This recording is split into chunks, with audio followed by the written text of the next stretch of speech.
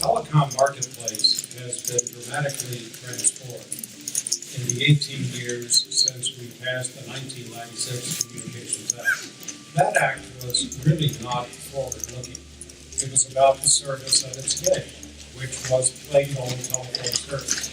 Now, of course, the landscape is fundamentally different, and today the Internet stands at the core of virtually all modern communications, and that will be even more true in the future than it is at the present. That the Internet is probably the greatest force for progressive change we've ever been. The key is, how do we promote that medium, and how do we promote reliance on that medium to achieve the other progressive aims? I think we have to remember that rewriting the Telecom Act is a little bit like buying a smartphone. If you really want one, but you don't want to buy the iPhone 5 the day before the 6 comes out, because if you're locked in. So in some ways, like waiting longer is better because you just can't predict. It's like it's writing about something that is evolving very, very rapidly. So there's a risk of doing something because you're going to be out of date. At the same time, we're still on iPhone 1 of the Telecom Act, and now we're in iPhone 16 of the Telecom Act, so you got to do something. And I think if you look at the Telecom Act, we've got to be very conscious that we're not going to be back at this table in 5 years trying to figure out how we create other rules to accommodate the innovation that's already outpaced the last rules that we put into place. So in a lot of ways, we should fundamentally get the principle right first. And the principle in 96 was competition. I think the principle here is fundamentally has to be what the Congress did, which is about moving to all IP network system, and that we move away from stovepipes. More efforts should be put into to ensure that the type of uses that Robert just talked about in an IP-based network will have the necessary capacity and the infrastructure to support that type of ubiquitous usage. So I definitely see spectrum as one of the topics that will be tackled.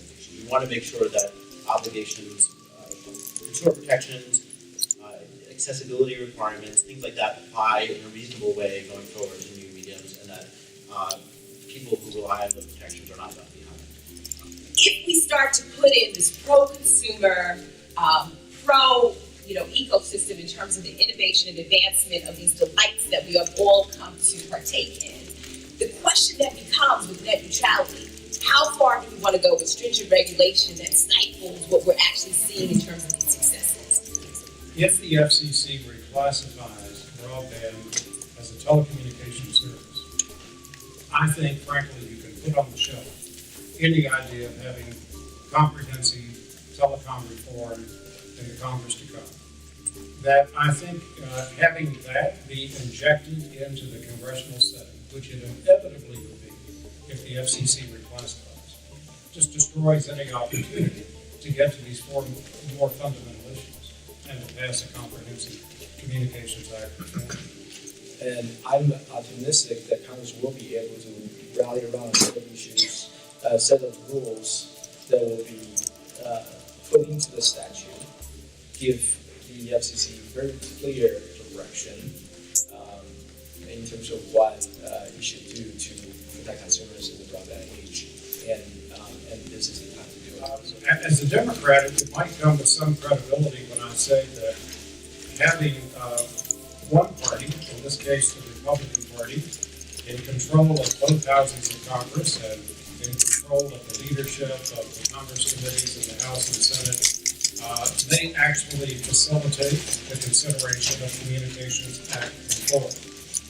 It creates the opportunity, for example, for the leadership of the Congress committees on a bicameral basis to talk about a common agenda, perhaps even to agree on what some of the fundamental elements of telecom reform should be, and to create a workable foundation for that debate to begin to take place, more or less simultaneously, perhaps, in both the House and in the Senate. It's also apparent that only issues that have a bipartisan foundation and a fairly broad range of bipartisan support can make it to the finish line.